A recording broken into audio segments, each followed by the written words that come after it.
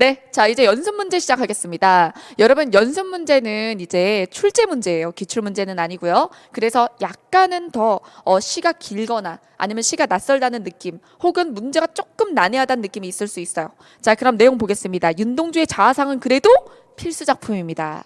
자 그럼 내용 보죠. 산 모퉁이를 돌아 논가 외딴 우물을 홀로 찾아가서 가만히 들여다봅니다. 자 우물 속에 달이 밝고 구름이 흐르고 하늘이 펼쳐지고 파란 하늘이 있고 파란 바람이 불고 가을이 있습니다. 그리고 한 사나이가 있습니다. 여러분 여기까지 쭉 읽었죠. 그러니까 뭔가 확실한 게 나오기 전까지는 속독을 하세요. 괜찮으니까. 하나 읽고 무슨 뜻이지? 두 번째 줄 읽고 무슨 뜻이지? 이러지 말라고. 그래서 여기서 외딴 우물을 홀로 가만히 들여다봤는데 이 외딴 우물을 홀로 가서 봤어요. 근데 이 안에 있는 것들은 열거죠. 치지 말고 그리고 한 사나이를 여러분 사람이라서 치는 게 아니에요. 여기 우물 안에 보인 건데 다른 애들은 다 같이 있잖아. 근데 얘만 다른 연애 그리고라고 해서 강조를 했잖아요. 그러니까 시인이 이렇게 놓았을 때는 쟤네들을 말고 얘를 강조하고 싶었던 거예요. 자, 외딴 우물을 가서 바라봤더니 이딴 것들과 사나이. 그쵸? 그러면 이 사나이가 보였다는 건 우물을 봤으니까 이게 나잖아요. 나, 우리라고 안 해도 화자라는 걸 우리가 알 수 있습니다. 이런 걸 뭐라 그러냐면 화자가 자기 자신을 객관적으로 이야기했다고 해서 객관적 화자라 그래요. 남인 것처럼 표현했다 이거야. 자기 자신을 거리 두고 표현하는 거죠. 자 어쨌든 그리고 한 사나이가 있습니다. 어쩐지 그 사나이가 미워. 그 다음 돌아가다 생각하니 불쌍해. 도로 가서 들여다보니 그대로 있네. 다시 그 사나이가 미워. 돌아가다 생각하니 그리워. 자 이게 뭐예요? 감정 기복? 자 내적 갈등. 이런 게 내적 갈등이야. 예. 그래서 자기 연민, 자기 혐오 순서로 하면 자기 혐오, 자기 연민, 자기 혐오, 자기 연민 이걸 반복하고 있는 거예요. 자, 그다음 우물 속엔 달이 밝고 구름이 흐르고 하늘이 펼쳐지고 파란 바람이 불고 가을이 있고 추억처럼 사나이가 있습니다. 라면서 여운을 남기고 끝나요. 내용량은 요만큼이야. 그냥 나는 나에 대해서 생각해 봤어요. 나는 내가 싫기도 하고 내가 불쌍하기도 합니다. 끝. 자, 이거예요. 됐어요. 자, 그럼 어떠한 화자가 무엇에 대하여 어떠한 정보와 어떠한 정서와 어떠한 태도를 어떠한 화자가 우물을 바라보는 화자. 그러면 성찰이라고 볼 수 있어요. 성찰 중인 화자가 자기 성찰 중이죠. 우물을 바라보는 거. 이 우물을 바라보는 행위가 바로 자기 성찰 중인 거예요. 무엇에 대하여? 자기 자신에 대하여. 자기 자신을 뭐라고 표현했지? 사, 나, 이. 어떠한 정서와 어떤 정서? 두 가지. 자기 혐오, 미워, 그리고 불쌍해. 자, 그래서 이게 태도는 반성적 태도, 성찰적 태도라고 하면 되고요. 반성, 성찰. 매뉴얼 분석 끝났습니다. 그럼 문제 풀겠습니다. 자, 여기서 대상에 대한 화자의 대결의식. 자기 자신과 싸우고 싶은 거예요? 아니죠. 대상의 미래에 대한 화자의 낙관적 절망. 저 사나이 잘 될 것 같아요? 없죠. 대상과 하나가 되려는 자, 손을 잡아. 우물에서 나와. 안 했어. 자, 대상을 딱하게 여기다 딱하게 여기다 가엾어. 답은 4번. 그 다음 자, 여기서 2번입니다. 정극인의 상춘곡이요. 자, 송간새로 투견화를 붙여들고 소나무 사이 좁은 길에 꽃을 꺾어들고 봉오리 위에 급히 올라 구름 속에 앉아보니 천촌 만나기 마을이 곳곳에 펼쳐져 있네. 여러분 여기서 전 이렇게 해석을 못하겠어요. 그러면 고전 시가에 자주 나오는 한자들을 봐두세요. 소나무 사이의 길로에 꽃을 들고 봉오리 위에 올라가니 여러분 이거 봉두를 몰라도 돼요. 올라갔대. 그 다음에 여기서 촌 그렇죠. 그래서 천촌만낙이라고 하면 마을들이 펼쳐져 있네. 연화일이 금수를 펼쳐놓은 듯 그래서 눈앞에 펼쳐지는 전경이 비단을 펼쳐놓은 듯 이건 알아야 돼. 비단을 펼쳐놓은 듯 아름답다. 엊그제 검었던 들이 봄빛이 가득하구나. 공명도 날거리고 부기도 날거리니 여러분 여기까지 끊어보세요. 여기까지는 뭐예요? 풍경을 묘사했잖아요. 근데 여기서부터 공명도 날거리고 부귀도 날 거리니 라고 했어요. 부귀 공명이 나를 싫어한대. 여러분 근데 이상하죠? 부귀나 공명은 자아가 없는데 누구를 싫어하고 좋아할 수가 있나? 그래서 이게 바로 주객 전도기법의 표현이라는 거예요. 내가 부귀영화를 싫어하면서 저것들이 날 싫어한다 라고 하는 거죠. 자, 그래서 부귀 공명도 날 거린다. 자, 그러면 공명과 부귀의 긍정가치가 아닌 부정가치를 주세요. 내가 저것들을 꺼려요. 자, 청풍명월 외에 어떤 벗이 있을꼬? 청풍명월이 플러스 나의 친구. 자, 단표누항에 헛된 생각 안 하네. 나는 표주박에 물을 마시면서 초가집에 살아요. 이게 화자의 삶이에요. 그리고 헛된 생각 아니한다. 아무타 100년 살길 이만하면 어찌하리, 이만하면 어떠리, 만족스럽다, 이만하면 됐지 입니다. 자, 그럼 어떠한 화자가? 단표누항에 사는 화자가, 그래서 소박한 삶을 사는 화자가 무엇에 대하여? 자연과 이런 자신의 어떤 안빈낙도하는 삶에 대하여 어떠한 정서, 어떠한 태도, 긍정, 만족 이렇게 하면 돼요. 자, 그러면 대상에 대한 그리움? 뭐 그리워하는 거 있어요? 없어요. 세속적인 이익을 쫓지 않는다. 부귀공명거리다. 자, 그래서 여기 적절한 거 답은 2번입니다. 견디기 힘든 현실의 고통을 자연의 의지에서 잊는다? 그냥 자연이 예쁘다고 하는 건 나오지만 견디기 힘든 현실의 고통은 안 나와요. 사실 자신이 그냥 여기서 단표누항 이렇게 은둔하면서 사는 것에 대해서 힘들어하는 게 안 나왔기 때문에, 그 다음에 현재보다 나은 삶을 살지 못하는 안타까움, 안타까워하지 않아요. 이만하면 됐다고 했어요. 자, 만족합니다. 그 다음 자 3번입니다. 자, 신경림 시인의 가난한 사랑 노래, 이웃의 젊은이를 위하여 라는 부제가 달려 있어요. 그러면 가난한 사랑을 누가 하고 있는 거예요?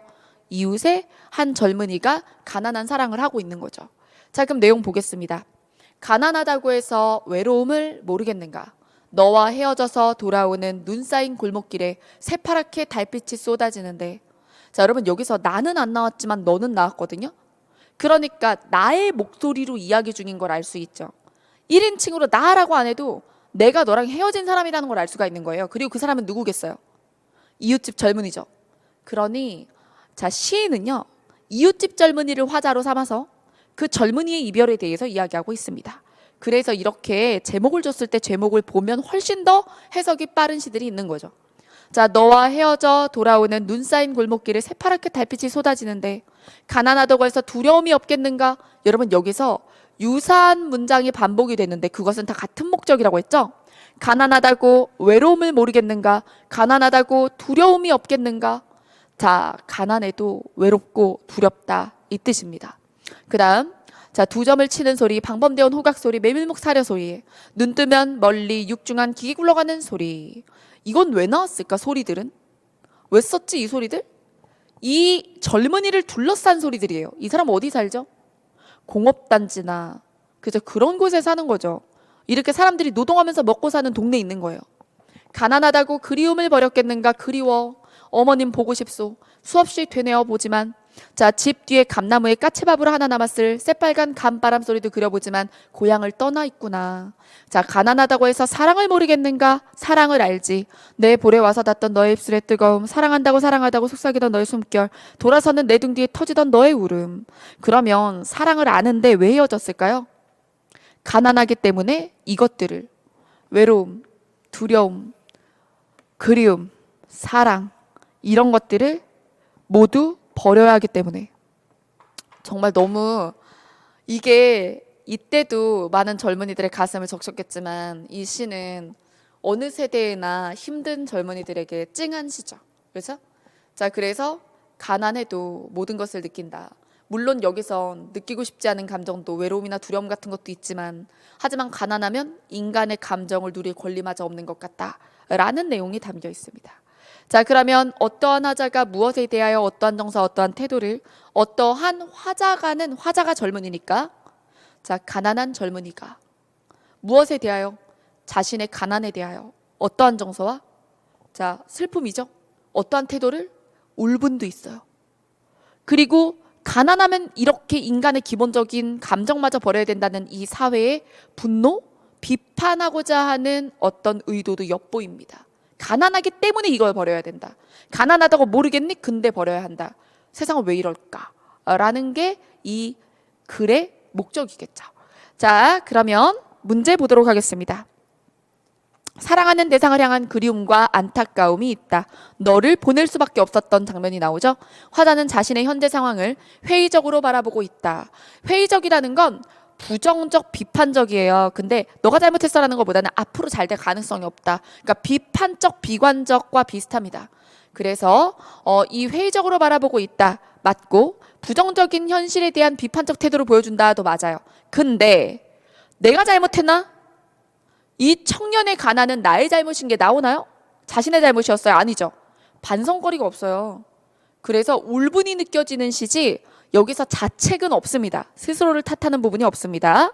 네, 4번입니다. 자, 다음 시에 대한 이해로 적절한 것은 이라고 했어요. 제가 고전하고 이렇게 현대를 조금 섞어서 보여드리는데 사실 고전은 미리 하는 작품이 나오는 게 제일 득이죠. 근데 가끔씩 뭐 EBS 작품이라든가 이런 것들을 다 알긴 어려우니까 그래서 모르는 걸 보더라도 해석을 하는 법을 좀 알려드리려고요.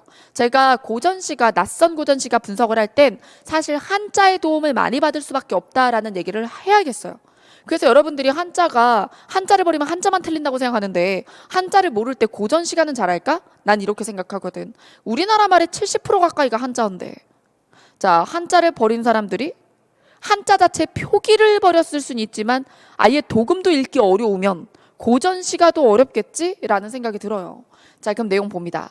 매화 그림자 부딪힌 창에 옥임금차 비켰으니 자, 그래서 한 사람의 그림자가 비치니 이삼백바롱 자, 머리가 하얀 노인들은 검은고와 노래를 이제 하고 있어요. 자, 그러니 지금 매화 그림자가 있는 창에 누군가가 논이는 그림자가 보여요. 이윽고 잔 잡아 권할 적에 달이 뜨더라. 그러면 이 내용은 매화도 피고 달도 떠 있는 밤에 사람들이 놀고 있어요. 자, 그다음 빙자옥질이 여 하고 부릅니다. 자, 얼음 속에 옥 같은 자태요. 그러면 이건 너는 누구냐? 눈 속에 너로구나. 화자를 잡는 게 아니라 너를 잡겠습니다. 가만히 향기를 놓아 달과 약속을 하니 아마도 절개가 높은 것은 너로다. 자, 그래서 매화를 빙자옥질 아치고절이라고 부르고 있다는 걸 알 수 있어요. 매화인 거 어떻게 아냐고? 제목 줬잖아. 매화사라고. 자, 그래서 꽃을 예찬하는 시예요. 또 동각에 숨은 꽃이 철쭉인가 두견화인가? 세상이 눈이 가득한데 이 철쭉이나 두견화가 어찌 피겠는가? 그래서 얘네들은 눈이 올 때는 못 피는 애들이고 알겠다. 하얀 눈이 있을 때 봄을 기다리는 마음으로 피는 거는 매화너다. 그래서 매화밖에 누가 있으리. 자, 그러니 이 척촉과 두견화는 매화의 대조예요. 이것들은 추울 때는 못 펴. 근데 매화는 절개가 있어서 그래서 추울 때도 필 수 있죠. 자, 그럼 사물에 의탁하여 삶에서 얻은 흥취를 드러내고 있다. 여러분 1번은요. 삶에서 얻은 흥취가 이미 있어야 되고 살면서 행복해를 사물에 빗대어 표현하거나 이러라는 얘기예요. 근데 이 시는 사물을 보고 느낀 흥취를 얘기하고 있으므로 1번 X. 그 다음 대상에 대한 예찬태도 그렇죠. 빙자옥질이여 눈 속에 피다니 절개 있구나. 쟤네들은 못 핀다. 너만 필 수 있어. 답은 2번이요. 자, 이상색이 안 나왔고 자신의 의지와 상반된 상황에 대한 아쉬움 없습니다. 자, 그 다음 5번이요. 그 나무.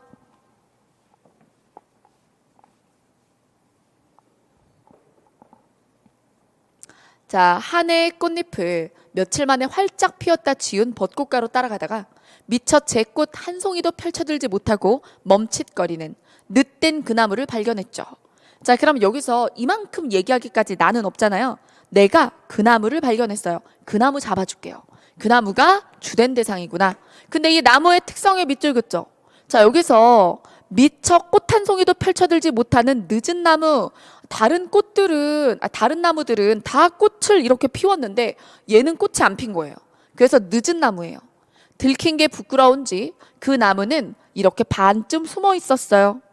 봄은 그 나무에게만 더디고 더뎌서 꽃철이 이미 지난 줄도 모르는지 그래도 여느 꽃나무와 다름없이 가지 가득 매달고 있는 멍울. 자, 그러면 늦은 나무인데 봄이 거의 다 지나가는데 멍울을 매달고 있었어요. 그럼 여러분 이거에 대해서 화자의 감정은 안쓰럽다였습니다. 연민. 화자의 감정이 있네요. 화자의 감정이 노출돼 있죠? 자, 안쓰러웠다 체크. 화자는 늦은 나무를 연민한다. 자, 그 다음 늦된 나무가 비로소 밝혀드는 꽃불성화. 자, 이게 지금 피었다는 게 아니라 늦된 나무가 언젠가 꽃을 피우면 환하게 타오를 것이므로. 여기 이거 미래 시제잖아. 그러니까 지금 피었다는 게 아니야. 자, 늦된 나무가 비로소 밝혀드는 꽃불성화. 환하게 타오를 것이므로. 그러니까 이건 나는 믿어요. 언젠가 이 꽃멍울들이 꽃불성화가 될 거라는 걸 믿는단 말이야.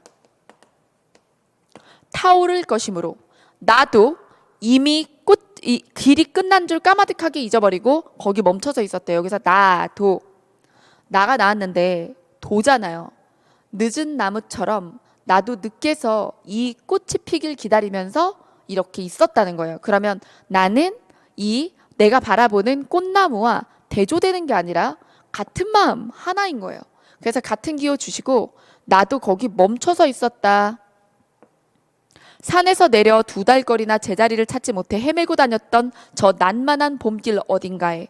여기서 헤매고 다니는 건 봄이 헤매느라 늦게 온다 뭐 이런 의미도 되지만 내가 봄 내내 헤맸다. 그래서 나도 여기에 서 있는 이유가 저 늦은 꽃나무처럼 나도 좀 늦는 인간이야.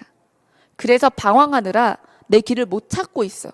그래서 저 늦은 나무가 더 연민의 감정으로 다가온 거죠. 자, 그래서 늦가기의 깨달음을 함께 얻으려고 누구랑 같이 늦게 꽃피는 나무랑 함께 깨달음을 얻으려고 한나절 나도 그 병든 나무 곁에서 서성거렸어요. 이 봄이 가기 전 저 나무도 푸릇한 잎새를 매달까요? 무거운 청록으로 여름도 끝나고 나면 불타는 소신공양, 여름이 끝나면 가을 오죠. 불타는 소신공양은 가을에 단풍 드는 거예요. 단풍 틈새에 단풍, 가난한 소지. 이게 뭐냐면 공중에 태워 올리는 종이처럼 나뭇잎이 다들 불타는 것 같으니까 이게 부처님께 올리는 기도 같다는 거지. 자, 그래서 단풍이 저 나무도 가지가지마다 지펴 올릴 수 있을까요? 그러니까 나는 이 나무가 꽃 피길, 그리고 이제 단풍도 이렇게 물들 수 있기를 기원하는 거예요. 근데 이게 물어보는 게 못 믿어서 물어보는 게 아니야. 못 믿을 사람이면 여기서 환하게 타오를 거라 기다리고 있지 않아요. 못 믿으면 기다리지 않아. 그래서 간절히 소망하는 마음으로 할 수 있겠죠? 그렇죠? 이렇게 물어보는 겁니다. 자, 그럼 어떠한 화자가 늦은 나무를 바라보는 화자죠. 늦된 나무를 바라보는, 병든 나무를 바라보는 화자가 무엇에 대해? 이 늦된 나무, 병든 나무에 대하여예요? 여러분, 이게 바로 외부 대상을 보다가 나에 대해서도 생각하는 겁니다. 그래서 나도 같이 늦가기 깨달음을 얻으려고 하죠. 그러니 늦된 나무를 바라보는 화자가 늦된 나무와 나에 대하여 어떠한 정서, 어떠한 태도? 자, 일단 연민을 느껴요. 지금은 자기 연민 느꼈죠. 그러면 나도 참, 얘도 참. 근데 태도가 어때요? 의심이야? 아니죠. 환하게 언젠가 불타오르겠지. 그때 깨달음 같이 얻어야지. 기대, 응원, 그쵸? 이런 태도를 보이고 있는 거예요. 그래서 태도는 플러스예요, 여러분. 자, 그러면 선지로 가겠습니다. 대상의 현재 상황에 대한 화자의 비판? 여러분, 지금 꽃을 피지 않고 있는 것에 대해서 비판했나요? 아니죠. 안타까움을 느끼죠. 자, 그래서 꽃이 피지 않은 상태는 부정적인 상황이지만, 하지만 그것을 비판한 적은 없어요.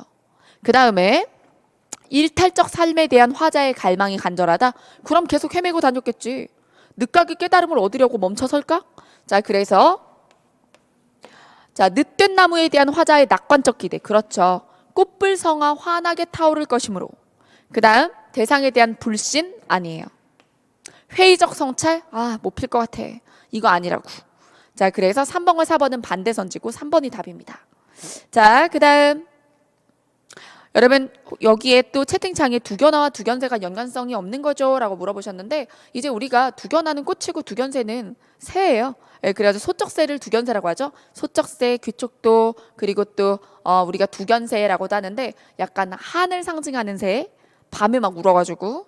그 다음에 두견화는 되게 객관적으로 그냥 꽃 이름으로 쓰이기도 하고, 한의 어떤 꽃으로 쓰이기도 하고, 그냥 봄이 왔다라는 걸 표현할 때 쓰이기도 해서 시에 따라서 두견화는 그냥 다양한 의미로 쓰여요. 자, 그 다음 두견화 두견새는 상관없습니다. 자, 그럼 6번의 시를 보죠. 자, 나와 기억부터 리을의 관련성을 이해한 것 중 옳지 않은 것은 이라고 했습니다. 자, 그러면 여러분 여기서 전체적인 주제 파악을 한 다음에 각 시어의 의미 부여를 해야지 절대로 중간에 기억이나 중간에 니은이나 중간에 디귿의 의미를 판단할 수 없어요. 시는 그런 거예요. 읽다가 중간에 확신하시면 안 돼요. 끝까지 읽고 의미를 확신하셔야 돼요. 중간에 계산이야 가능하죠. 저도 중간에 플러스나 마이너스를 하잖아요. 하지만 이걸 확신하는 건 끝까지 읽었을 때입니다. 그래서 중간에 선지로 갔다가 돌아왔다가 이런 거 할 수는 없어요. 자, 그럼 보겠습니다. 나의 지식이, 나 잡으시고, 나의 지식이 독한 회의를 구하지 못하고 내 또한 삶의 애증을 다 짐지지 못하여 뭐 하지 못하고 뭐 하지 못하여 이게 좋은 상황이겠어? 안 좋은 상황이지? 병든 나무처럼 생명이 부대낄 때, 그래서 내가 병든 나무와 같아졌을 때 저 머나먼 아라비아 사막으로 가자. 저 머나먼 아라비아 사막은 지금 내가 있는 곳은 아닌 거예요. 그러면 저 머나먼 아라비아 사막은 어떤 곳이지? 그건 뒤에 나와요. 자, 여기 보면 거기는 한 번 뜬 태양이 불사신처럼 타오르고 모든 것이 모래 속에서 없어져 버린 영원한 아무것도 없는 적막함 속에 오직 알라신만이 밤마다 고민하고 방황하는 모래 언덕의 끝이다. 여러분 이거를 봤을 때, 자, 보편적인 사람으로서 대답해 보세요. 막 이글이글 아무것도 없고 다 죽은 곳, 정말 하늘과 나밖에 없는 것 같은 곳, 그곳이 좋아요? 라고 했을 때 취향껏 대답하시면 안 되고요. 자, 이건 고독이라는 것으로 똘똘 뭉친 공간. 그냥 고독이라고 해야지 긍정부정 이런 거 하지 마세요. 고독, 철저한 고독이 있는 곳. 여기서 알라신이 중요한 게 아니에요. 왜? 여긴 진짜 아무것도 없어. 살아있는 생명체가 아무것도 없다는 게 핵심이에요. 그 다음, 그 열렬한 고독 가운데 나오잖아요. 그래서 여러분들이 이거를 오래 생각하면 안 돼. 이게 뭐지? 하지 말고 밑에서 열렬히 고독이 있는 곳에 하면 되지. 고민할 시간에 뒤를 읽으세요. 그게 시를 제대로 파악하는 법이에요. 그 열렬한 고독 가운데 옷자락을 나부끼고 홀로 서면 운명처럼 반드시 나와 만나게 된다. 이 나는 저 나와 뭐가 다를까? 하여 나란, 나의 생명이란 그 원시의 본연한 자태를, 자, 원시의 본연한 자태를 가지고 있는 나구나. 원시의 본연한 자태를 다시 배우지 못하면 차라리 나는 어느 모래 언덕에서 그냥 후회 없는 백골을 쪼이리라 죽고 말겠다. 그럼 왜 열렬한 고독이 있는 공간으로 가자고 했느냐? 자, 저 머나먼 아라비아 사막 열렬한 고독 속으로 가자. 뭘 찾기 위해서? 디귿을 찾기 위해서. 그리고 이 디귿을 찾지 못하면 차라리 죽으리라 라는 강력한 각오를 가지고 있어요. 자, 그러면 어떠한 화자가 무엇에 대해서 어떠한 정서와 어떠한 태도를 해보죠. 어떠한 화자가? 자, 어떠한 화자? 지금 그런 상태인 화자예요? 가정하는 거예요? 그럴 때 가자죠. 그러니까 이거는 뭐에 대해서 생각을 하는 거예요? 삶이 힘들어졌을 때를 가정한 화자예요. 가정한 화자. 지금 삶이 힘들다고 얘기하는 게 아니라 삶이 힘들 때를 생각한 화자는 그때 어떻게 해야 할지 삶의 대처에 대해서 이야기를 했습니다. 삶의 대처는 자기 자신을 열렬한 고독 속으로 밀어넣어 본연의 자아를 찾는 것이죠. 자, 그래서 그 자아를 찾지 못하면 차라리 죽겠다는 각오를 의지적으로 다졌습니다. 이게 주제죠. 그러니까 어떠한 하자가 라고 했을 때 그 가정의 순간으로 가볼까요? 그러면 내가 병든 나무처럼 삶이 부대낄 때 무엇에 대해서? 아라비아 사막으로 가서 그렇죠, 본연한 자아 찾기에 대해서 얘기하는 거야. 부정적인 상태에 있는 화자는 고독 속에서 자아 찾기를 하려고 한다. 자, 그래서 이 병든 나무일 때는 고통스럽고 고독도 고통스러웠겠지만 그래도 결국에 태도는 긍정이죠. 자, 그럼 문제 풀어볼게요. 자, 기억은 어떤 것도 존재하지 못하는 극한 상태로 화자가 나와 대면할 수 있는 조건이다. 그래서 극한의 상태로 나를 밀어붙여야 그래야 내가 나의 자아를 찾을 수 있다는 거예요. 그 다음에 니은은 절대적 고독이다. 그래서 화자가 그 절대적 고독에서 벗어나서 나에게 도달하나요? 고독 속에 있어야 나에게 도달하나요? 고독 속에 있어야죠. 자, 그래서 벗어남이 아니라 고독을 자처해서 나를 찾는 거예요. 그 다음에 3번, 디귿은 생명이 본래적으로 존재하는 모습을 가리키는 것으로 내가 원시적 생명력을 지닌 존재임을 이야기한다. 근데 그거를 잃어가서 병들어가면 찾아와야죠. 고독 속에서. 그 다음에 죽음에 대한 태도다. 그래서 나를 통해 생명을 회복하려는 의지를 담았다? 아니죠. 생명을 회복하겠다 보다는 뭐 여기서 이걸 나를 찾지 못하면 죽겠다라고 얘기를 하는 건데 맞는 말이지. 그래서 죽음에 대한 태도라는 건 죽음을 기꺼이 각오하겠다는 태도. 그래서 작은 따옴표의 나는 뭐예요? 원시의 본연한 자태를 통해 그 삶의 부대낌을 이겨내겠다는 거예요. 맞아. 자, 그 다음 7번입니다. 만분가를 볼게요. 자, 만분가에 만분가 가기 전에 질문해야 되는구나. 질문이 2개나 올라왔네. 잠시만요. 자, 질문해 보면 근데 항상 백골을 쪼이리라는 말이 왜 죽음을 뜻하는 건지 모르겠어요. 백골이 뭔데요? 뼈요, 뼈. 그래서 모래 언덕에서 뼈에 햇볕을 쪼이겠다는 뜻이에요. 뼈가 되셔야죠. 죽어서 거기서 말라서 뼈만 남겠다는 뜻이죠. 이걸 설명하게 되리라. 자, 그 다음에 백골을 새가 부리로 아니 그게 아니고 그런 예를 뭐 풍장 조장 이런 거 생각하는구나. 이 내용은 그런 것까지 왜 생각하는지 모르겠지만 여기서 나는 어느 모래 언덕에 후회 없는 백골을 쪼이리라. 여긴 태양만이 있다 그랬잖아. 여기서 새가 왜 나오지? 모든 게 죽어버린 열사의 끝이라고 했는데, 그치? 다 사실은 의미 없는 생각이에요. 그래서 사실 요거는 실시간 채팅창이니까 커트를 쳐드리면 어차피 요건 익명이니까 무안해하지 말고 들으세요. 이런 생각이 문제 푸는데 필요 없었던 생각이에요. 그러면 이걸 보고 죽음을 몰랐다는 게 문제인데, 그러면 죽음이라는 걸 모르면 자, 이렇게 돼야 돼요. 내가 만약에 그 원시의 본연한 자태를 다시 배우지 못하거든 차라리 이런 부사를 신경을 안 써서 해석이 안 되는 거야. 차라리 어느 사구에 회환 없는 백골을 쪼이리라 해서 백골이 뼈인 건 알았잖아. 그럼 뼈를 쪼이는 게 뭐지라고 해서 여러분들이 이걸 영화 찍을 것도 아니고 이런 생각 할 필요가 없단 말이야. 장면화하지 마세요. 그게 아니라 나를 찾지 못하면 차라리 뼈 끝 이렇게 하면 되잖아.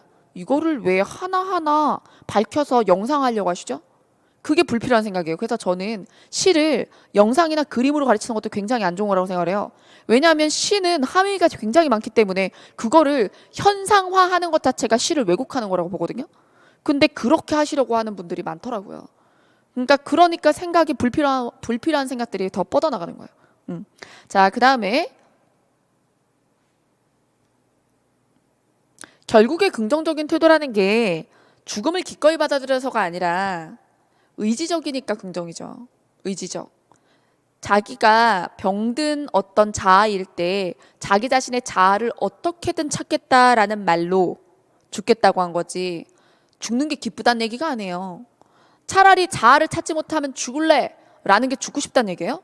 아니죠. 이게 죽음을 긍정으로 보는 게 아닙니다. 죽겠다는 얘기도 아니에요. 그러니까 무슨 수를 써더라도 자아를 찾겠다는 거예요. 자아 찾기에 대한 의지입니다. 예. 자, 네, 맞아요. 3개의 질문이 다 굉장히 위험합니다. 굉장히, 근데 이 3개의 질문만 그런 게 아니라 본인의 사고가 원래 약간 특이하신 거예요. 받아들이세요. 그리고 이거에 대해서 적절한 걱정을 하셔야 되는데, 걱정만 하지 말고 행동으로 실천하세요. 본인이 틀린 문제마다 자기가 그렇게 생각한 이유를 적으시고 스스로 그것이 말이 안 됨을 보셔야 됩니다. 예, 그래서 내가 그랬다니까, 어릴 때. 내가 어릴 때 그랬는데 이런 생각이 문제를 풀 때도 불필요한데 이런 생각에 시간을 쓸 뿐만 아니라 게다가 답안 이해도 잘못하게 하잖아요. 선지 이해도. 그러니까 선지 이해도 잘못 받아들인 게 시를 일단 잘못 이해하는 것 자체가 금방 이야기한 것처럼 이 부분을 되게 주관적으로 생각하는 이유가 뭐 때문이야? 차라리 신경 안 써서라 그랬지. 차라리가 좋은 거야? 죽음을 차라리 죽는 게 좋아가 죽는 게 좋다고? 예를 들어 어떤 사람이 밥을 먹겠다고 했어. 밥을 먹겠다고 했는데 야, 뭐 짜장밥 먹을래? 물어보는 거 말고 나 짜장밥 먹을래? 난 짜장밥 먹을래? 그거 없는데? 그럼 차라리 뭐라도 먹을래? 그게 그걸 좋아하는 걸까? 그쵸? 마지 못해지? 그죠? 그러니까 사실은 이거는 이런 단어를 그냥 명사만 보고 그것에 대해서 뜻을 구체화를 자기 머릿속에서 상상으로 해서 그래요. 그러니까 명사 말고 부사나 연결어미나 이런 걸 보고 그걸 보고 글쓴이가 왜 이런 표현을 썼는지를 남이 쓴 걸 맞히는 거야. 내가 상상하는 거 아니야. 예. 그래서 여기 있는 걸로 장면이나 시를 재구성하면 절대 안 돼요. 자, 그다음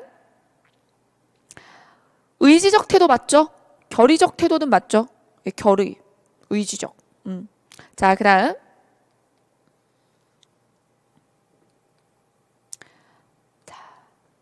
7번 보겠습니다. 7번에 기업부터 리을의 의미로 적절하지 않은 것은 이라고 했어요. 내용 보겠습니다. 천상 백옥경 11호 어디 매요 오세군 깊은 곳에 자청정 가려졌으니 천문 구만리를 꿈이라도 갈똥말똥 이럴 때 뭐야? 이러지 말고 먼저 여러분들이 공무원 시험을 볼 거면 반드시 알았어야 될 한자 알려드릴게요. 백옥경. 백옥경은 삼인국 송민국에도 나옵니다. 옥황상제 궁궐이에요. 자, 그래서 옥황상제 궁궐의 11호 어디야? 그러면서 신선 노름을 하고 있어요. 그러면서 구만리 꿈이라도 갈까 말까. 거긴 너무 멀어서 꿈이라도 갈까 말까 하는구나. 자, 그러면 이게 결국에 못 간다는 얘기죠. 그러니 이 옥황상제 궁궐이 사실은 진짜 옥황상제 궁궐이 아니라 임금 계신 궁궐이고, 임금 계신 궁궐에서 멀리 떨어져서 내가 못 가네 이 얘기였던 거지. 제가 첫 번째 줄만 읽고는 신선노름이네 이랬지. 그게 잘못 읽는 거야. 뒤에까지 봤더니 구만리라서 갈똥말똥이지. 꿈이라도 절대 못 간다고. 그게 현실이에요. 그러니 옥황상제 궁궐은 절대 못 가라는 얘기인 거죠. 그 다음 차라리 스여디어 이것도 못 읽으면 안 돼요. 이거 고어 100개 제가 필수 고시조 100개 특강할 때 강조한 거죠. 차라리 죽어서 억만 번 변화하여 남산의 늦은 봄에 두견이에 넋이되어 이건 두견새예요. 두견새에 넋이되어 가지고 이화가지의 밤낮을 못 들면 삼청동리의 저문 하늘에 구름이 되어 그래서 바람에 홀리 날아 자미궁에 날아올라 옥황에 향한 전에 지척에 나앉아 흉중에 가슴에 쌓인 말씀을 실컷 사뢰리라. 이게 뭐냐면 지금은 구만리라 절대 못 가니까 꿈에서도 차라리 죽어서 새가 돼서 날아갈까 이러고 있는 거예요. 자, 그래서 두견이가 돼서 혹은 아니면 구름이 되어 갈까? 자, 두견이가 될까? 구름이 될까? 죽어서 차라리 다른 것이 되어 누구한테 옥황상제 앞으로 가고 싶다. 그래서 뭐 하고 싶어요? 마음 안에 있는 말을 하고 싶어요. 옥황에게 마음 안에 쌓인 말씀 실컷 하고 싶다. 그 다음 어와 이내 몸이 천지간에 늦게 나니 황하수 맑지만 초객의 후신인가 상심도 끝이 없고 태부의 넋인가 한숨은 무슨 일인가. 지금 현재 나는 상심이 끝이 없고 한숨 쉬고 있어요. 왜? 임금께 못 가서요. 죽지 않으면 못 가겠네. 이런 얘기예요. 유배문학입니다. 자, 그러면 제가 어떻게 읽었어요? 일일이 다 쪼개진 않았지만 핵심적인 시어로 상황 추정을 했죠. 네. 자, 그러면 내용 보겠습니다. 자, 여기서 기억, 화자와 대상 사이의 거리. 자, 그게 바로 자, 꿈에서도 못 갈 구만리. 그 다음 화자와 대상을 가로막는 방해물. 자, 방해물 여러분 구름이 되어서 가겠다고 그랬잖아요. 이게 방해물이야? 내가 구름이 되어서 바람에 날아서 자미궁을 가겠댔죠. 그러면 구름은 나예요. 내가 죽어서 될 것. 두견이의 넋이나 구름은 같은 뜻이에요. 답은 2번입니다. 그럼 이 문제의 함정은 뭘까요? 다른 시가에 구름이 임금께 못 가게 그 사이를 막는 장애물일 때가 있었죠. 그래서 삼인국이나 송민국엔 구름이 장애물이지. 근데 그게 다른 시조에서도 다른 시조나 다른 가사에서도 그럴까? 그거를 그냥 외우면 될까? 막 구름은 주로 장애물이야. 막 이러면 될까? 그러지 말라고 이 문제 낸 거예요. 예. 자, 그 다음에 그래서 디귿은 뭔데요? 자, 여기서 바람이 구름을 밀어서 자미궁에 데려다 줘. 그러면 화자와 대상의 만남을 도와주지. 그 다음에 화자가 동질감을 느끼는 존재. 리을이 뭘까? 내 초객의 후신인가 상심도 끝이 없고 태부의 넋인가 한숨이 끝이 없다. 그러니까 이런 상황을 살았던 사람을 고사에서 끌어와서 이제 이야기하는 거죠. 자, 그 다음 8번입니다. 자, 8번에 다음 글을 이해한 내용으로 적절하지 않은 것은 이라고 했습니다. 자, 기영도 작가의 질투는 나의 힘입니다. 자, 여러분 질투는 나의 힘. 제가 되게 어렸을 때 가슴에 와닿았던 시예요. 내용 보세요. 아주 오랜 세월이 흐른 뒤에 힘없는 책갈피는 이 종이를 떨어뜨리리. 여러분 힘이 없는 책갈피는 이 종이를 떨어뜨린다. 왜 그럴까? 이 종이가 무거워서. 자, 그때 내 마음은 너무나 많은 공장을 세웠으니 어리석게도 기록할 게 많았구나.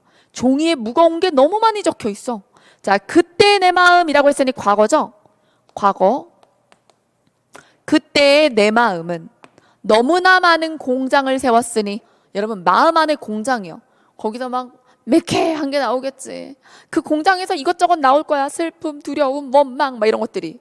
자, 그래서 거기에 기록할 게 많았대요. 구름 밑을 천천히 쏘다니는 개처럼. 자, 그러면 내가 개 같았다고. 그때는 구름 밑을 천천히 쏘다니는 개처럼 지칠 줄 모르고 머뭇거렸다. 계속 방황했어요. 머뭇거렸다, 방황했다. 나 가진 것은 탄식밖에 없었고, 저녁 거리마다 물끄러미 청춘을 세워두고, 여러분 청춘이 물끄러미 아무것도 안 하고 빈둥거리고 있었다는 거야. 그래서 물끄러미 뭘 할지 몰라야 한 머뭇거리는 청춘을 세워두고 살아온 날들을 신기하게 세어보았으니, 내가 여태까지 안 죽고 어떻게 살았지? 왜 살고 있는 거지? 이런 생각을 했으니, 그 누구도 나를 두려워하지 않았으니 내 희망의 내용은 질투뿐이었구나. 여러분 여기서 이 부분까지, 이 사람이 무기력한 청춘을 보냈고 그러면서도 마음 안에 고통이 가득했다라는 것 정도를 여러분들이 추론하셨으면 잘 보신 거예요. 자, 그 다음에 그 누구도 나를 두려워하지 않았으니 내 희망의 내용은 질투뿐이었다 라고 말했죠. 자, 이건 그 누구도 왜 날 두려워하지 않았을까요? 두려움은 힘에서 나옵니다.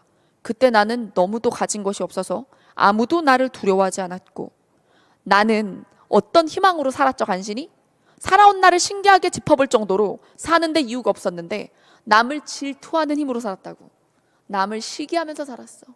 그래서 이게 희망이라고 하면 다 좋은 얘기 같지만 그게 아니라, 오죽 삶이 피폐하면 남을 시기하는 그 힘으로 살았겠어요. 그렇죠? 그리하여 나는 우선 여기에 짧은 글을 남겨둔다. 나의 생은 미친 듯이 사랑을 헤매었으나 단 한 번도 내 스스로를 사랑해주지 않았다. 자, 그래서 이제 이걸 알았으니 이 젊은이는 이때부터 달라졌을 거예요. 그래서 내가 왜 가진 게 없다고 남을 질투하는 것만을 하고 살았나? 내 인생의 가치를 남을 시기하는 데에만 두었는가? 질투는 나의 힘이라는 말이 뭐예요? 내가 그 힘으로 살았네 라는 반성입니다. 그러니 남과 나를 비교하면서 남을 질투하면서 살지 말고 나 자신을 사랑해주자. 너무 좋은 시야. 그래서 굉장히 비관적인 청춘에게 꼭 추천하고 싶은 시입니다. 자, 그럼 내용을 볼까요? 자, 어떠한 화자가, 지금까지의 자신의 삶과 자신의 청춘에 대해서 생각하는 화자가, 근데 그 청춘이 고통스러웠죠. 자, 그러면 고통스러운 청춘을 보낸 화자가 마이너스였네. 무엇에 대하여? 그 삶에 대해서 평가하는 거예요. 나의 삶에 대하여. 어떠한 정서, 어떠한 태도, 어떠한 정서. 괴로웠어. 괴롭게 살아왔고 못났던 자기 자신을 보면서, 그러면서 너무 슬퍼. 근데 태도는 어때요? 훌륭해요. 깨달았어요. 단 한 번도 나 자신을 사랑하지 않았다고 반성하고 있습니다. 반성. 자, 그럼 여기서 1번, 오랜 세월이 흐른 뒤를 통해 그때가 미래 시점에서 바라본 현재의 상황임이 드러나고 있다. 맞습니다. 자, 그 다음에 2번. 자, 그래서 제가 아까 전에 오랜 세월 지난 뒤에 밑에 그때라고 하고 과거라고 했는데, 이 이야기를 하는 시점을 생각해 보면 어때요? 그게 바로 현재인 거죠. 자, 그 다음 어리석게도를 통해서 자신의 삶에 대한 화자의 반성의 태도가 드러난다라고 합니다. 어리석게도 난 나를 사랑 안 하고 남만 질투했다. 그 다음에 많은 공장을 세웠으니를 통해 많은 것을 성취하려는 열정이 아니라, 자, 그래서 시기심이라든가 뭐 아니면 고통, 방황 이런 것들. 만약에 많은 공장에서 뭐 생산적인 것들이 나왔다면 이 사람이 그렇게 청춘이 물끄러미 이렇게 서 있진 않았겠죠. 자, 그 다음 자부심도 없고 반성이 있습니다. 이 시는. 그 다음 살아온 날들을 신기하게 세어보았으니 이를 통해 자신의 삶을 성찰하는 모습이 나타난다. 맞습니다. 자, 그 다음에 7번입니다. 조이의 만분과 또 보죠. 아까 전에 봤던 건데 문제도 같나? 문제가 좀 중복돼 있네요. 네, 여기까지. 문제 순서가 조금 꼬여 있는 것 같습니다.